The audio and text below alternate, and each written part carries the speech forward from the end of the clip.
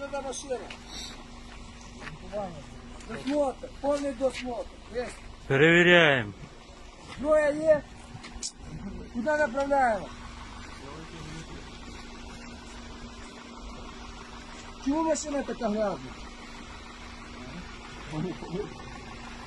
Машина на штрафплощадку подводит без. Ви власниця? А ви хто?